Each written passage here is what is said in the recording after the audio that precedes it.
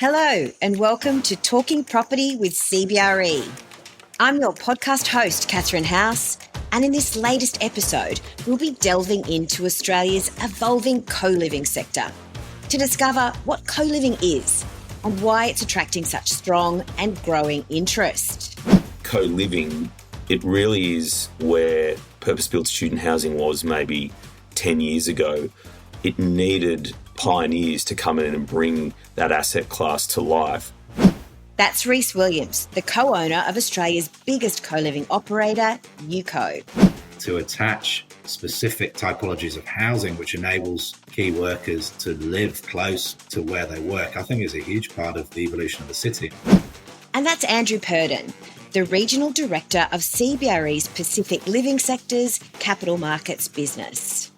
So let's open the door to find out more about co-living. I hope you enjoy the conversation. Rhys, welcome to Talking Property and thanks for taking the time out. Thank you for having me. And Andrew, you're a Talking Property regular. It's great to have you back on the show. Hi, Kathryn. Great to talk to you as always. So Rhys, as a scene setup, can you tell our listeners what co-living is? I've seen UCO describe it as a new way of living that's lighter on stuff and richer in meaning. Rhys, give us the lowdown. Look, there's a short answer and there's probably a longer answer. The short answer, which I give often to not confuse people about the word co-living, is just to say they're furnished studios with utilities included and amenity areas in a building so you can meet people. The longer answer to that, it's a change in the way in which people are living. There's an on-site community manager who looks after their needs as well. And then there are amenity areas which are designed to enhance the experience of someone's stay beyond just their studio apartment. And the studios, I should point out, are typically 25 to 28 square metres, which is big enough space to have a couch, coffee table, desk, lounge, bed, fully fitted out kitchen, bathroom, and often a balcony as well. So people can meet all of their functional needs in a co-living studio without having excess space that they're paying rent for, but then they have access to amenity areas within the building. And those amenity areas would often be things like a co-working space, a resident lounge, a communal kitchen, an outdoor area, and private dining, and sometimes gyms as well. Thanks. And Andrew, give us your take on co-living. We get asked this quite a lot as well by investors. In its essence, it's BTR studios. What Rhys does, longer stay, not necessarily quite as long as BTR, but longer stay residential studio configuration. So in my opinion, it's simple. It's BTR studios or it's BTR for single people. It sometimes gets a bit overcomplicated. What is this sub-asset class? It's pretty straightforward if you ask me. Yeah, and I think it's really important that it's understood, in the way that Andrew's describing, I guess, from a investment and valuation perspective, because as Andrew's sort of articulating, it's fundamentally just a residential asset, and therefore in terms of the stability of the occupants and the low-risk nature of it being residential really needs to be reflected in the way in which it's viewed by the investment community. We often hear that there's not enough comps in co-living to justify certain valuations. And I sort of think to myself, well, you've only got to look at what a residential block may trade for, or you've only got to look at what a build-to-rent asset is valued at, and that will give you your answers as to sort of the way in which co-living is perceived. Yeah, for sure. And when we think about that, Rhys, what we're really focusing on is the cash flow characteristics, and the co-live cash flow characteristics in terms of that occupancy level, that rent roll, consistency, very, very similar to multifamily build to rent. It's just the operating costs might be a bit different. Absolutely. So taking a step back, Rhys, UCO was really the early mover in this sector in Australia. You opened Australia's first co-living space in Sydney Stanmore back in 2019. Give us the backstory about you, how you got into this sector, and what does UCO actually stand for? Yeah, well, the answer to the first question is obviously a bit long. I was living in a flat, I guess, in the early days with my best mate from school, who's now my business partner, Alex, and we busted up with our girlfriends probably simultaneously, or they got rid of us. I can't actually remember how we ended up. How could that have happened? Yeah. I'm sure we stuffed it up. We just had a spare room to rent in our apartment in Bondi, and we thought, well, what are we going to do? So there was no internet back then. This is like 2001 or whatever. And so we stuck up an ad on a telegraph pole, and it just said furnished room for rent with, two great Aussie blokes who's in. And to our astonishment, there was this was done in sort of January or February in Bondi, and there was a queue of people down the street wanting to move in. And we sort of looked at ourselves and we're like, what's going on here? Like, why do so many people want this? And this is back in 2001. And we'd just actually come back from the UK, sort of doing a gap year. And we knew that over there was a lot of furnished accommodation in the market in places like London, other parts of Europe, but there was literally nothing furnished in Australia. And to this day, there's still nowhere near enough furnished accommodation, in our view, in this market. So what we did then is we just started working with small developers and families who had apartments. And what we did was we tried to create a fully furnished product and bring the furnished accommodation typology to the Australian market. And so we did that for 10 years and built that up. That led to us stepping into the service department hotel market. And beyond that, we could see the headwinds for institutional investors to come into Australia. And we could also see that there was still an extensive housing shortage.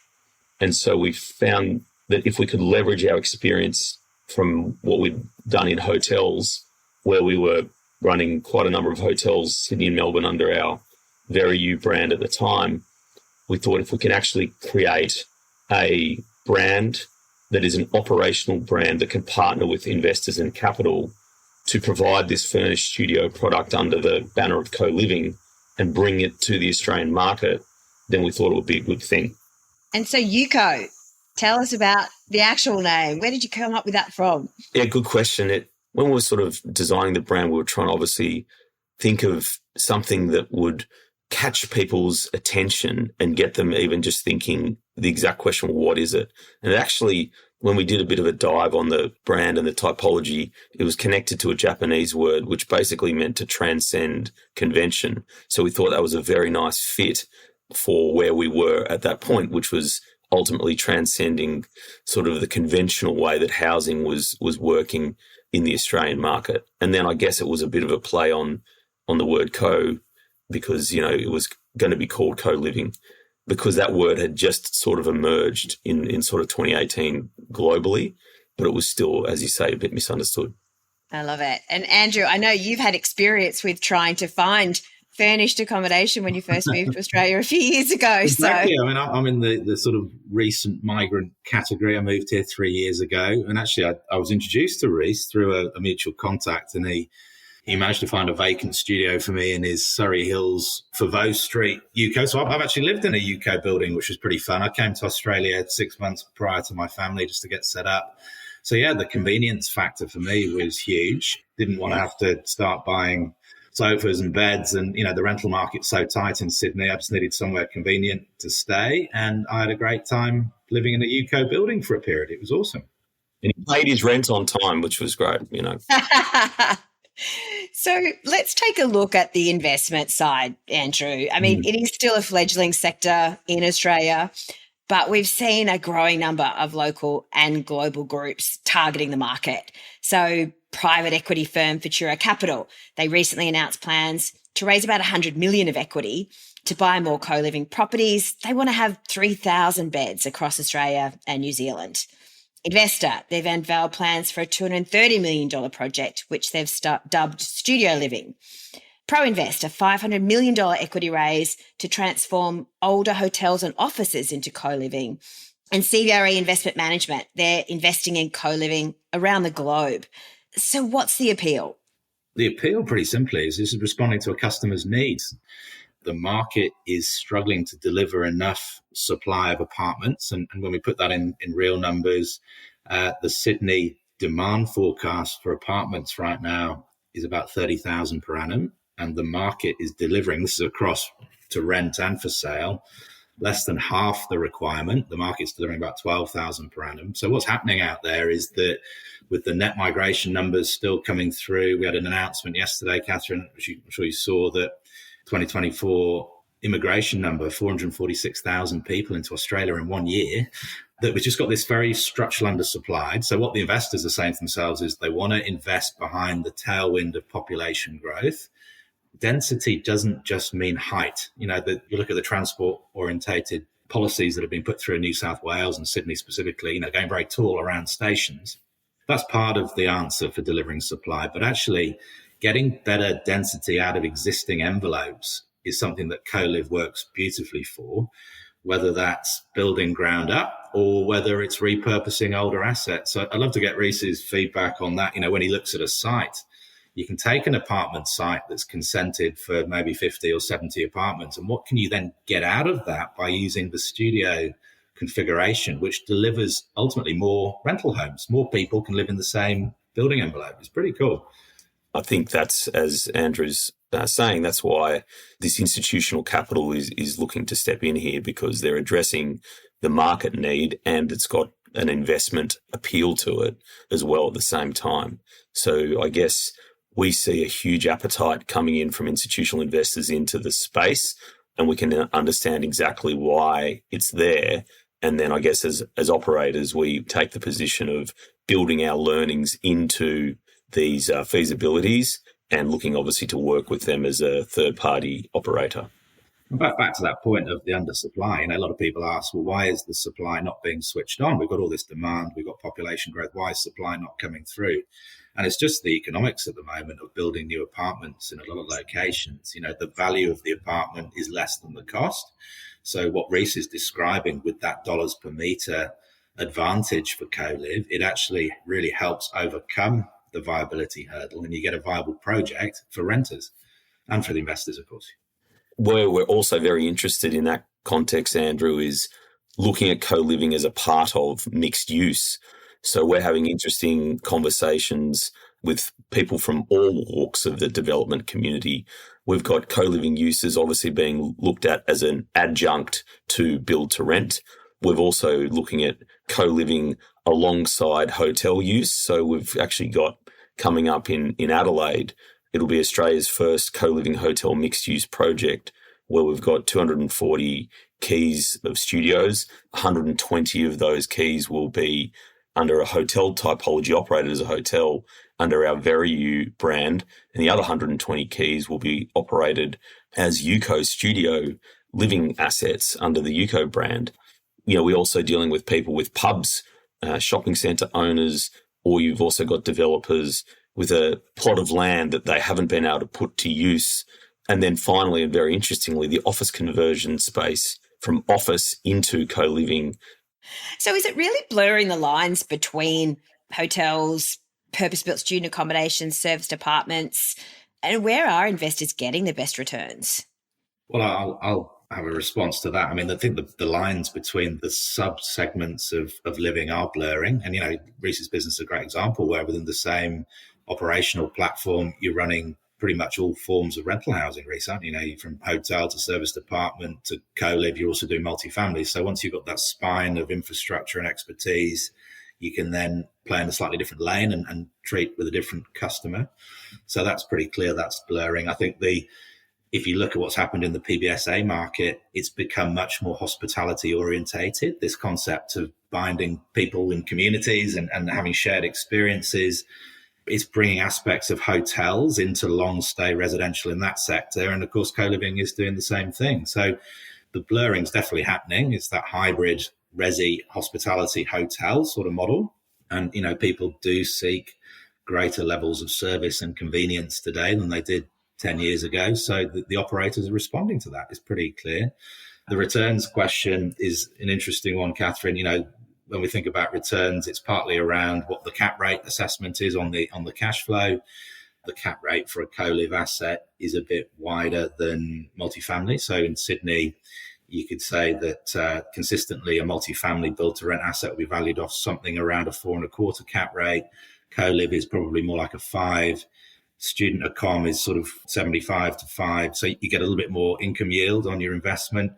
But the overall performance, once the building is built, is about the rent growth. And I think you can see similar rent growth trajectory across the different asset classes. But really, to answer the question in detail around the returns, you've got to dive into the local neighbourhood and what's the potential of the rent growth for that specific neighbourhood that the asset's situated in. And Rhys will give us some great insights into, how he selects his sites and which sort of locations he gets excited about as an operator and working with an investor. Yeah, it's a very, very interesting question, and really, I think, becoming more interesting, Andrew, because as you say, our platform, as it is now, we operate 54 properties around Australia. Half of them are in co-living and build to rent, so about 27 assets there, and the other half are in hotels and serviced apartments. So we look at things under the entire umbrella of living sector for our group, and then we get to delve into the particulars of a site and try and establish, well, what is highest and best use between, for instance, those three uses. And if we're doing mixed use, how many hotel, how many co-live, how much BTR do we look at within a development? And each location is unique in terms of establishing sort of highest and best use. But, certainly some prime locations, a hotel may be a higher and better use. But what we do find across the board is that having co-living in a feasibility helps support an overall project from a valuation perspective. And so we believe that this mixed use concept is going to be very, very important in the future of the living sector, which is, I guess, why, we feel we're in a good position having the spread across hotel service apartments, co-live and build to rent as well.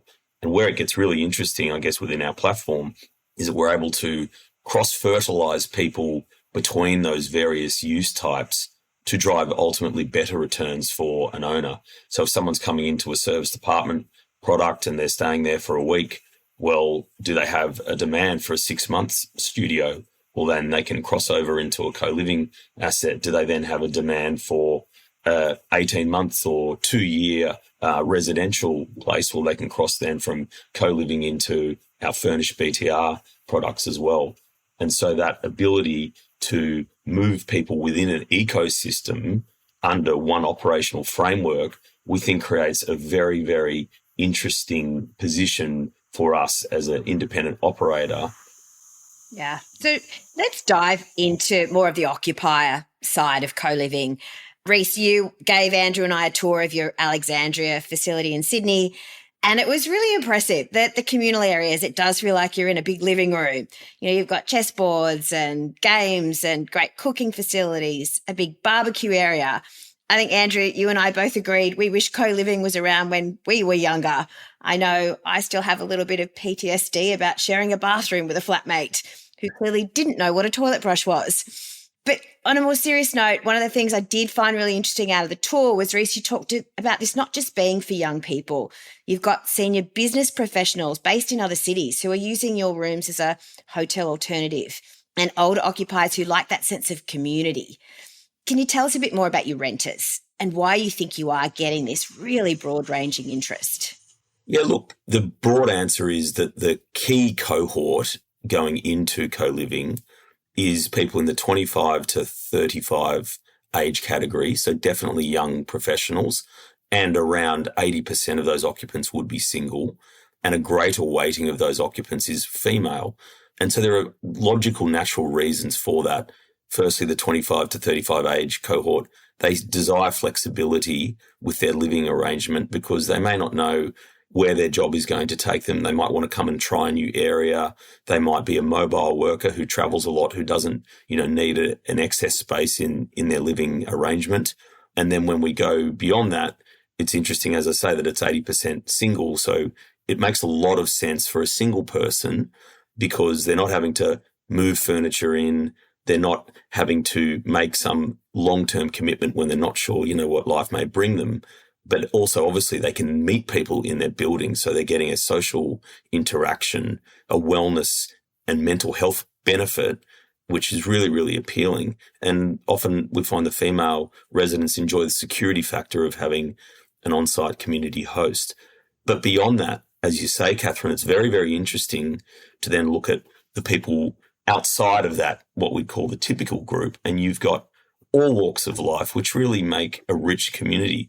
As you say, you've got a lot of corporates. So we have corporates, who might come to Sydney on a weekly basis who would rather have their own studio with their own gear in it. So they'll just take a co-living studio on behalf of their company and have it as their place to come, once a week for a year. And that's a lot nicer and a lot less lonely than being in a hotel, because you actually got that sense of homeliness and comfort that you can come back to, and you get to meet other people who might be in similar professions to you within the building. And then you have people who might have been through a divorce or a separation, or you have people that simply want to have a city pad, let's say, or an urban pad, and they might have their place in the country or up the coast and they want to come in. So, and then you've got an interesting mix of internationals and domestics as well. And so that entire mix of people goes into what I guess I'd call the rich tapestry of a co-living community. And it's quite amazing to see it in action. So what kind of dollars are you getting for these? I mean, I know it would vary by location, but give us a bit of a guide and what that actually covers. Yeah, so the rents range hugely because we're in a lot of suburban areas that you may not expect it to work, and that's another interesting discussion point. But we see rents ranging realistically from about $550 a week up to, say, $900 a week. And it strikes me as being absolutely ridiculous that if you're doing a 12-month rental, you go and buy your furniture, haul it up the stairs, put it in there. You're talking about $5,000 worth of furniture, probably all in. And then you leave after 12 months because your circumstance changes. You then go and sell all that for nothing because it's got not a lot of value once it's used. You then ship all of that out. And then the next person comes and does exactly the same thing. It just seems a bit crazy, and it's not obviously great from an ESG's perspective as well. So. No, I literally just did it. I rented for 12 months, bought stuff. Then I've bought a place and ended up having to get rid of a lot of the stuff that I'd bought for this 1-year rental. And I did do marketplace selling, so it was a circular economy, but I totally get what you're saying. Yeah, and people get that too. And so what they do is they go out into the rental market and they look at the alternative options and they say, right, well, it's $700 a week to get a unfurnished 1-bedroom, 45 square apartment, but I've got to buy the furniture. I don't know anyone in the building. I've got to set up my utilities. I don't know how long I'm going to be here because I don't know what my job's going to bring. And then a UCO ad will pop up through our very, very strategic targeted ad campaigns, and it will sort of solve the problem that they know they have, but they might not have heard of the concept of co-living. And suddenly they think, okay, what is this? Oh, let me check it out either, virtually or in person. And they get it. You're only getting half the space as your own sleeping space, but then they start to see the value proposition of all these other things, and they see the amenity areas, which you wouldn't get in a normal rental, and they start to see value in that, and therefore they don't have a problem paying a healthy return because it's a value proposition. Yeah. I mean, so Andrew, we've been talking predominantly about co-living in Australia, but I'd also be keen to get the international view. How are we tracking? Are we lagging behind? Are we up with some other countries around the world? Give us your take. Well, I think across all forms of living sector, from an institutional perspective, we're lagging on all fronts in Oz at the moment, but we're catching up pretty quickly. Co-living has become hugely popular in the number of the Asian cities, particularly in Japan, Singapore, South Korea. So there's very dense cities where people are used to rental accommodation, quite small spaces, looking for the convenience and service that Rhys has described. So, as Melbourne, Sydney, Brisbane densifies, and there's no reason why this won't get going. And I think, Rhys, you've got a project over in Perth, haven't you? But we're definitely seeing this thematic for the big global cities. When you've got 2, 3, 4 million people in a city, there is a big place for this form of housing to accommodate the needs of renters. And just for context around that, I mean, when you look at any of the East Coast cities, in the city centre areas, at least 50% of people in those areas are renters. And in some particular neighbourhoods, it can be as high as 70, 80% of people in those neighbourhoods are renters. So when the policymakers at state and federal and city level are thinking about housing offering that the people need, this co-live concept has to be part of the wide offering that we're seeking to deliver in Australia. The concept of having these living sector assets near infrastructure is not foreign to us. I mean, in our business, as I say, we've got 27 service department properties around the country, and we're always looking to have accommodation in close proximity to infrastructure. And we do have a number of those key workers who are coming in and occupying the furnished studio co-living typology because it makes such sense for them, because it's not punitive on their capital and they have the flexibility to come and go. So I think for, the essential workers, having co-living furnished studios is an absolutely critical part of the housing mix as we go forward. And the rents are set at a level where it's still palatable for these essential workers to make it work for them. And so I think the more of that key worker housing flowing through the planning policies and the support around co-living near critical infrastructure, this makes an absolute no-brainer as far as we're concerned. I totally agree. And when you just think about the expense of renting and certainly buying in a city like Sydney, we've got huge infrastructure investment in health in particular. And clearly we've got huge infrastructure spend around the airport. We've got all this new metro coming. So to attach specific typologies of housing, which enables key workers to live close or conveniently to where they work, I think is a huge part of the evolution of the city. And it makes the social fabric work so much better than people having to travel very long distances to get to a shift work type job. It's pretty obvious stuff, but I'd love to see more deep thinking from the master planners and the policymakers around providing this style of housing alongside our critical infrastructure. Yeah, it's interesting in that sense that we see co-living, whilst being considered somewhat nascent, it really is in a lot of ways where purpose-built student housing was maybe 10 years ago, where from a planning perspective, from a valuation perspective, it wasn't understood and it needed, pioneers to come in and bring that asset class to life so that planners could suddenly then see, actually, there's no student housing in this country, it's not near universities, and it's not servicing the inflow of students into this country that are vital to the economy.